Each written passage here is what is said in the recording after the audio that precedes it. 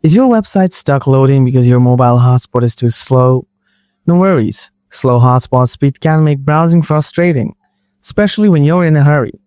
In this video, I'll show you how to make your Samsung mobile hotspot up to 10 times faster by switching the Wi-Fi band from 2.4 GHz to 5 GHz.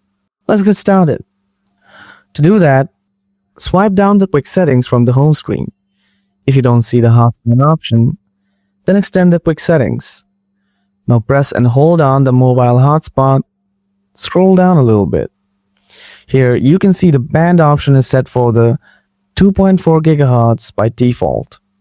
Tap on and again tap on band. Now select the 5 GHz. Then tap save at the bottom right corner. And that's how you can change the mobile hotspot Wi-Fi band from 2.4 GHz to 5 GHz on your Samsung phone. If you have any questions, feel free to ask in the comments. Thanks for watching.